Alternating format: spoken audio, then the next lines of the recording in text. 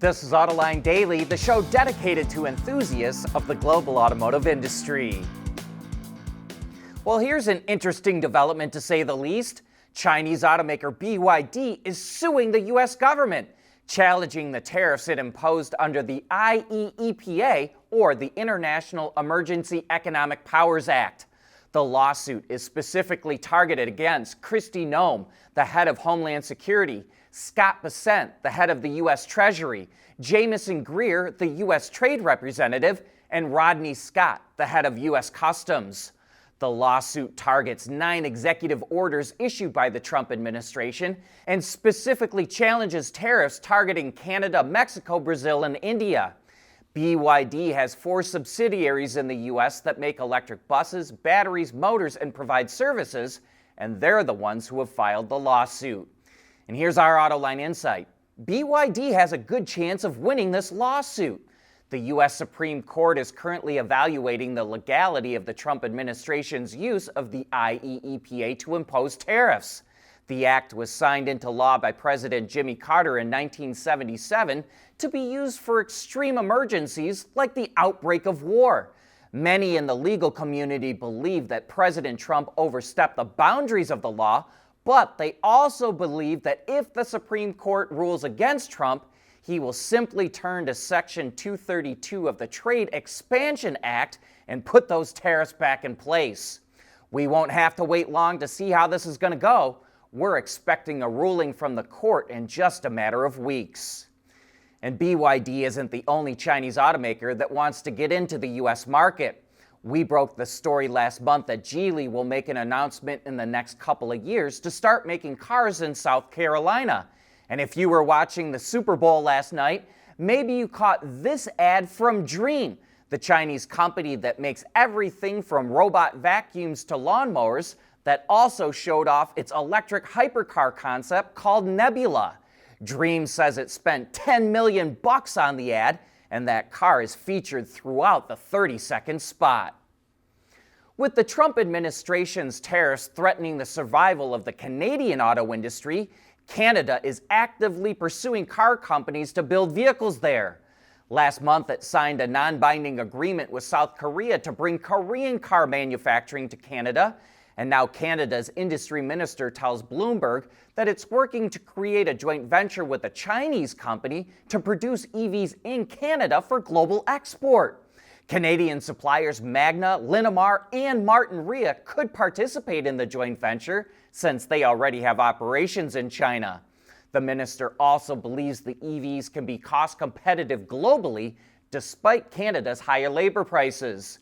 Canada is slowly warming up to Chinese automakers. Last month, it reached a deal to slash tariffs on Chinese EV imports from 100% down to just 6%. At CSP, we work with OEM engineers across the country on their journeys to lighter, safer, and more eco-friendly vehicles. Learn more at thecsp.com. While Nissan is still committed to fully electric vehicles, the automaker is moving to plug-in hybrids and extended-range electrics in the short term because its BEV sales are softer than it expected.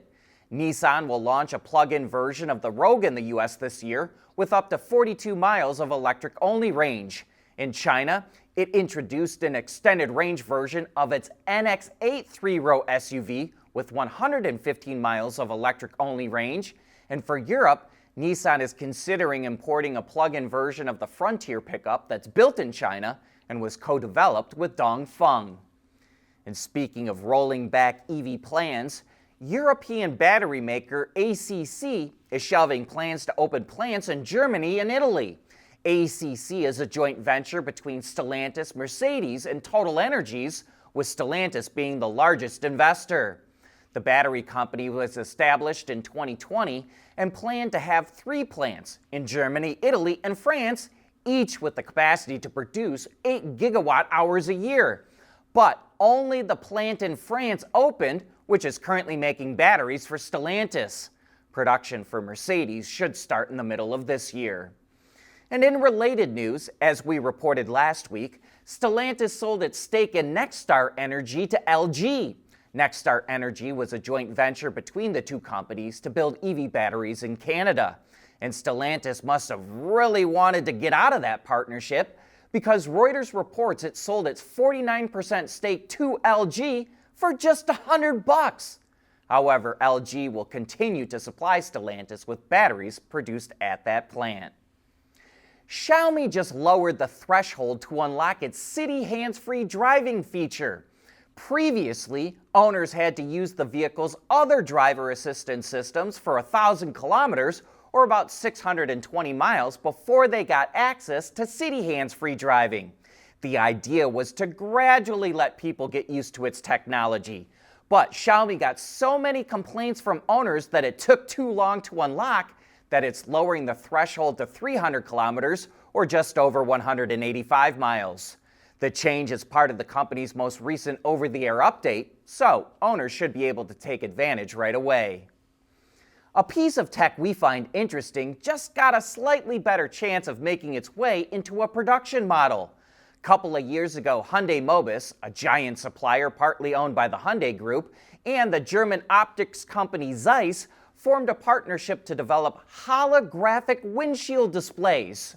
They hope to start production as early as next year, but now they've signed on a couple of new partners and hope to start assembling units at scale before 2029. A company called Tessa will make the holographic films, and glass supplier Saint-Gobain will integrate those films into the windshield.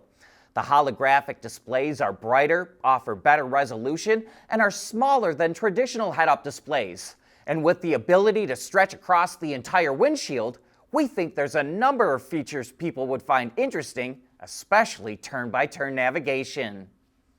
But that brings us to the end of today's show. Thanks for making Autoline a part of your day, and a special thanks to all our YouTube and Patreon members.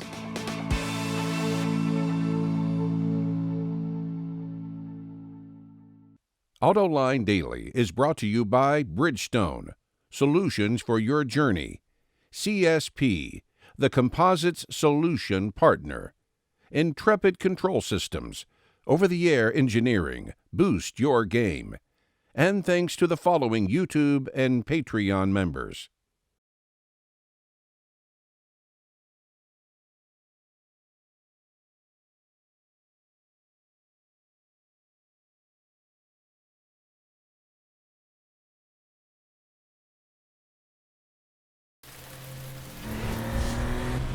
Knowing that a little rain won't slow down your day.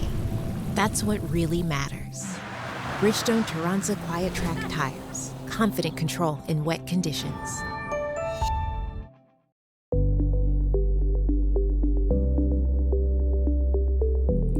Developing today's vehicles. Issues can happen in an instant. When's the best time to solve a problem? The minute you know you have one. Meet Wireless NeoVi Cloud, your secure, off-the-shelf solution empowering real-time collaboration for quick resolution. With Wireless NeoVi Cloud, your team can prevent issues before they can escalate. Driver communication data and remote diagnostics to analyze and resolve your problems using OTA, allowing your executives oversight throughout the process. Wireless NeoVi Cloud, your vehicle update solution in production and on the road. Intrepid Control Systems, driven by your data.